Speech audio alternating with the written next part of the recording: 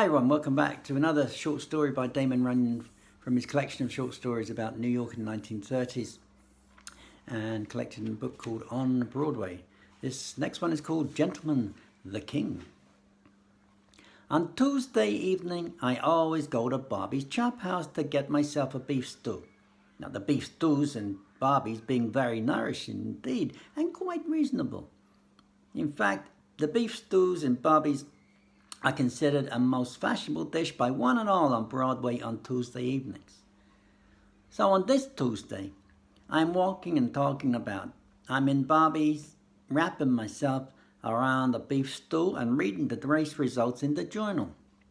When who comes into the joint but two old friends of mine from Philly, and a third guy I never seen before in my life, but it seems to be an old sort of guy, and very fierce looking. One of these old friends of mine from Philly is a guy by the name of Izzy Cheesecake, who is called Izzy Cheesecake because he is all the time eating cheesecake around delicatessen joints. Although, of course, this is nothing against him, as cheesecake is very popular in some circles and goes very good with Java. Anyway, this Izzy Cheesecake has another name, which is Maurice, something like that, and he is slightly Jewish and has a large visa. It is considered a handy man in many respects. The other old friend from mine from Philly is a guy by the name of Kitty Quick, who is maybe 32, 33 years old, and who is a lively guy in every way. He has a great hand for wearing good clothes, and he is mobbed up with some very good people in Philly in his day, and at one time has plenty of dough, although I hear that lately things are not going too good for Kitty Quick, or for anybody else in Philly as far as that is concerned. Now, of course, I do not rap to these old friends of mine from Philly at once, and in fact I put the journal up in front of my face because it's not very good policy to rap to visitors in this town, especially visitors from Philly, until you know why they are visiting. But it seems that Kitty Quick spies me before I can get the journal up high enough, and he comes over to my table at once, bringing Izzy Cheesecake and the other guy with him. So naturally, I give him a big hello, very cordial, and ask him to sit down and have a few beef stews with me. And as they pull up chairs, Kitty Quick says to me something like this. "Do you know Jojo from Chicago?" he says, pointing his thumb at the third guy. Well, of course, I know Jojo by his reputation, which is very alarming.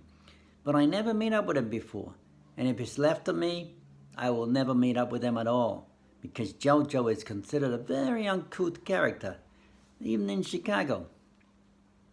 He's an Italian, and a very short white guy with heavy set and slow moving, and with jowls you can cut steaks off of, and sleepy eyes, and he somehow reminds me of the old lion I once see in a cage in Ringling Circus. He has a black mustache, and he's an old-timer out in Chicago. And it is pointed out to visitors to the city as a very remarkable guy because he lives as long as he does, which is maybe 40 years. His real name is Antonio something, which is why he is called Jojo, I never hear. But I suppose it's because Jojo is handier than Antonio. He shakes hands with me and says he's pleased to meet me. And then he sits down and begins taking on beef stew very rapidly, while Kitty Quick says to me as follows. "Listen, do you know anybody in Europe?" Well, this is the most unexpected question, and naturally I am not going to reply out to unexpected questions by guys from Philly without thinking thinking them over very carefully.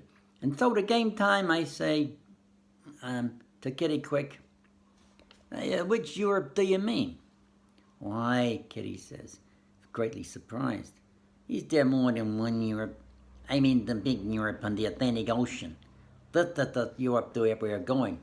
And if you know anybody there, we will be glad to go around and say hello to them for you." We're getting to Europe on the biggest proposition anybody ever heard of.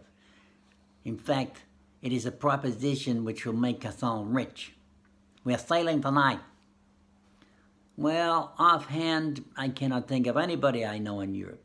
And if I do know anybody, I'll certainly not wish such parties as Kitty Quick and Izzy Cheesecake and Jojo going around saying hello to them. But of course, I do not mention such a thought out loud. I only say I hope and trust that they have a very good bon voyage and do not suffer too much from seasickness. Naturally, I do not ask what their proposition is, because if I ask such a question, they may think I wish to find out, and will consider me a very nosy guy. But I figure that chances are they're going to look after some commercial matters, such as scotch or maybe cordials.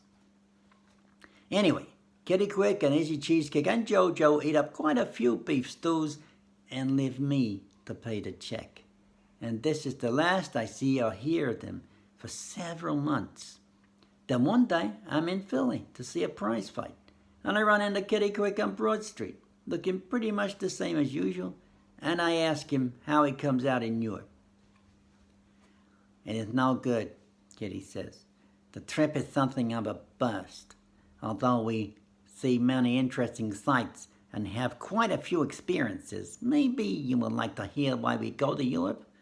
It is a very unusual story indeed, and is by no means a lie, and I would be pleased to tell it to someone I think will believe it."